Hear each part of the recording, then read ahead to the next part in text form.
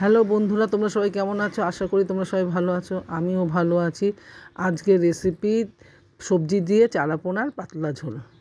নিয়ে নিয়েছি মাছ, ধনেপাতা, ফুলকপি, বেগুন, আলু, শিম, শুকনো লঙ্কা, নুন, হলুদ, কালো জিরে। তেল বসিয়ে দিয়েছি, তেলটা গরম হয়ে গেছে। এবার আমি মাছগুলো ছেড়ে দেবো।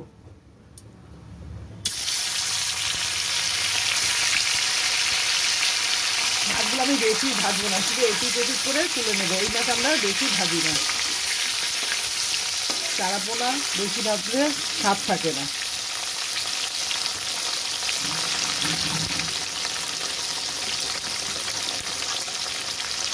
একটু ভাজা গেছে, আমি এবার এটাকে তুলে নেব।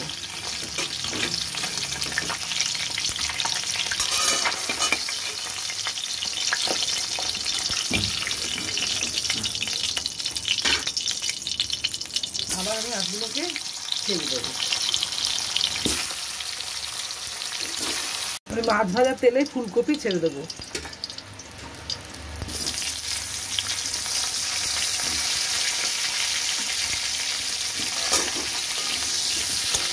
ফুলকপিটা একটু ভাজা ভাজা হয়েছে। এবার আমি আলু ছেড়ে দেবো।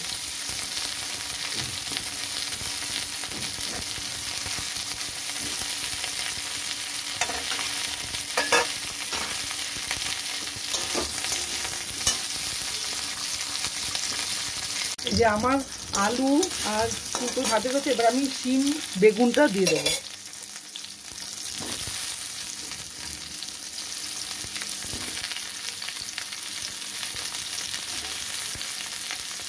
দিয়ে এগুলোকে ভালো করে ভাজা করে নেবো।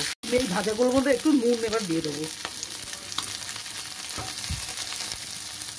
নুন দিয়ে ভালো করে নেড়ে দেবো। নিয়ে ঢাকাটা তুলে নেবো। আমার এইগুলো সব ভাজা হয়ে গেছে। এবার আমি এগুলো সব তুলে নেবো। আমি কালিজিরা ফোড়ন দিয়ে এবার টমেটোটা দিয়ে দিচ্ছি।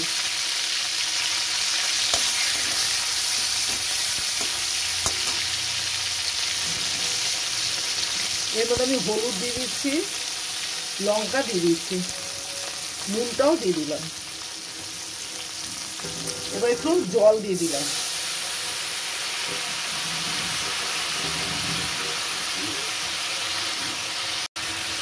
এবার আমি এগুলোকে ভালো করে মিশিয়ে নেব। লঙ্কা, হলুদ, টমেটো,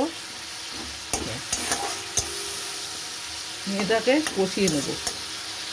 দেখুন আমার কষানো হয়ে গেছে, মশলা দিয়ে তেল ছেড়ে গেছে। এবার আমি ফুলকপি, শিম সবজিগুলো সব দিয়ে দেবো। সব এগুলো সবজিগুলো আবার মশলার সাথে কষিয়ে নেব।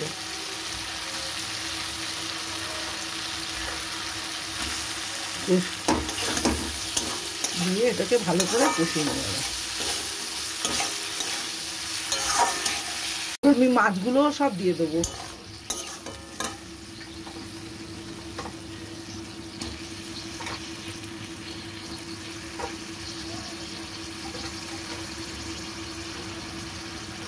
এবার এগুলোকে ভালো করে মিশিয়ে দেবো।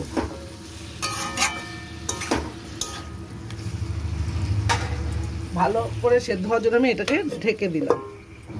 ঢাকনাটা খুলে নিলাম।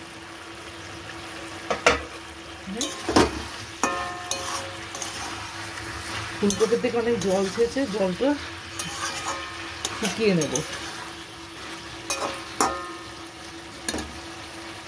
আমার সবজিগুলো ভালোভাবে মজে গেছে। এবার আমি জল দিয়ে দেবো।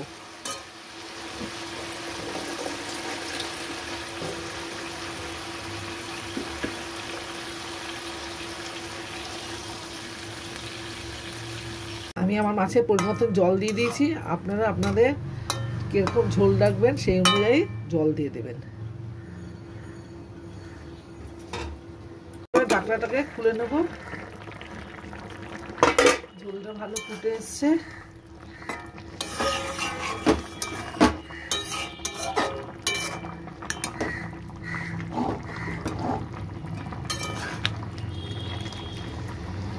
এখনো হয়নি, আরেকটু কুক হবে।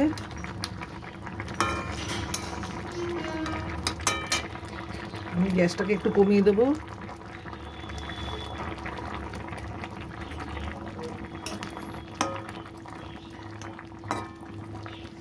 আপনারা নুনটা চেক করে আপনাদের স্বাদ অনুযায়ী নুনটা দিয়ে দেবেন।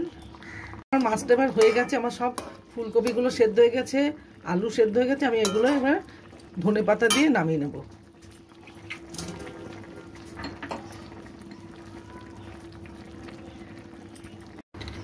আমি ধনেপাতা দিয়ে